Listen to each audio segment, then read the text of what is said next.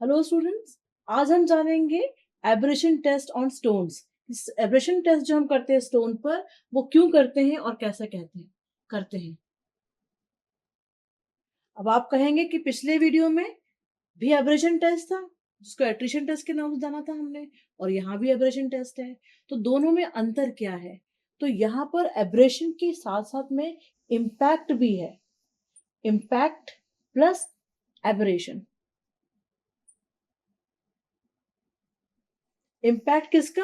जो ट्रैफिक चल रहा है उसका इम्पैक्ट, और एब्रेशन जो आपस में रगड़ खा के वेयर एंड टेयर हो रहा है उसके पार्टिकल्स के, प्लस रोड पे जो व्हीकल पास कर रहे हैं उनके प्रेशर से जो इम्पैक्ट्स पड़ रहे हैं उसके कारण क्या लॉस हो रहा है, वो हम इस एब्रेशन टेस्ट ऑफ स्टोन से निकालते हैं। अब इसको यूज करने के लिए, स्टोन को, इस टेस्ट को परफॉर्म करने के लिए जो हम मशीन यूज करते हैं उसको कहते हैं Los Angeles Los Angeles abrasion testing machine. ना ये Los Angeles abrasion testing machine जो है, ये बहुत सिंपल मशीन है। एक हॉरिजॉन्टल एक्सिस पर एक सिलेंडर हंग रहता है इस तरह से, और इस सिलेंडर में ओपनिंग गेट लगा होता है जहां से आप यहाँ पर सैंपल को डालेंगे।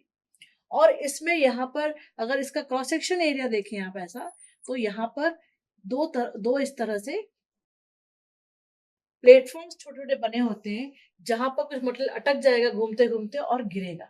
तो जब यहाँ से मटेरियल अटकेगा और जब रोटेट होगा और गिरेगा तो वो इम्पैक्ट प्रोड्यूस करेगा। तो क्या करते हैं उसके लिए हम एब्रेसिव चार्ज यूज करते हैं। जो एब्रेसिव चार्ज ये छोटी छोटी कास्ट आयरन की बॉल्स के फॉर्म में होता है। ये बॉल्स जो है लगभग 10 से 12 नंबर की 12 नंबर्स में होती है, और इसका डायमीटर जो है 48 mm का डायमीटर होता है, और इसका वेट जो है वेरी करता है 340 से लेके 445 ग्राम्स का पर बॉल का।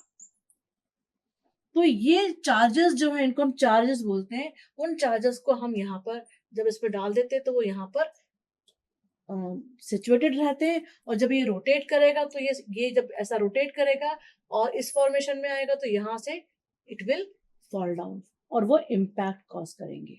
अब कितने डालने हैं इसमें ये चार्जिंग बॉल्स, वो डिपेंड करता है कि ग्रेडिंग ऑफ सैंपल क्या है।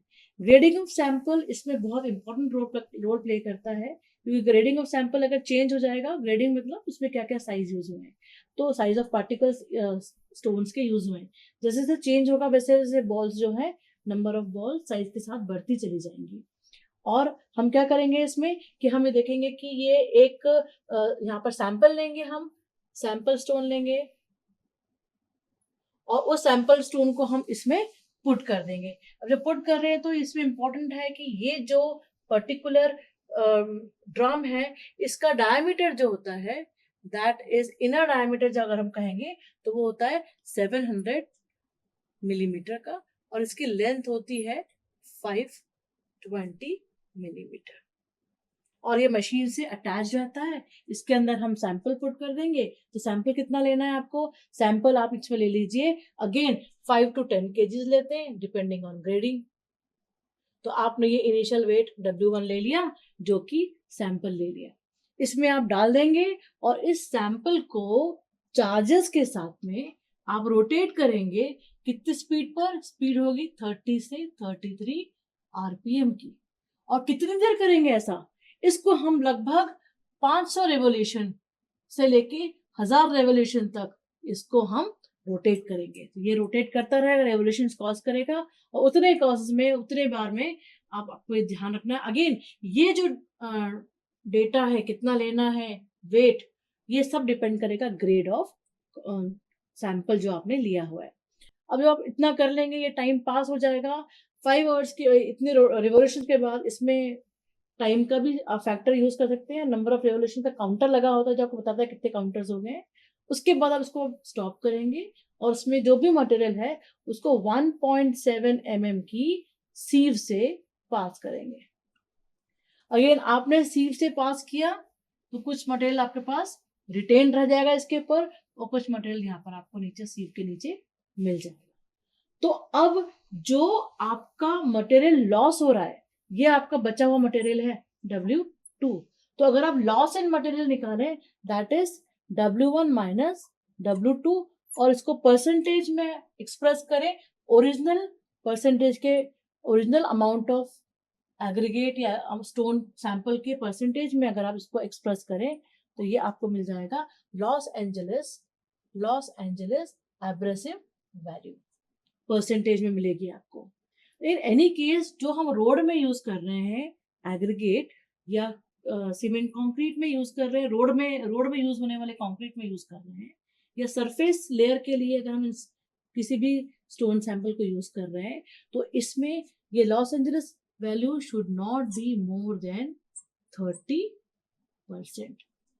ठीक है, अगर मान लीजिए 30% से ज्यादा है, अप टू 45% है, 45 से 30% के बीच में है, तो आप इसको सब बेस या बेस कोर्स में यूज करोगे, सरफेस कोर्स में यूज नहीं करोगे। अगर it should not be more than 30% for surface course, and अगर 45% तक भी अगर वैल्यू आ रही है, you can use it in base course of payment. आप डायरेक्ट ट्रैफिक के कांटेक्ट में नहीं यूज करेंगे।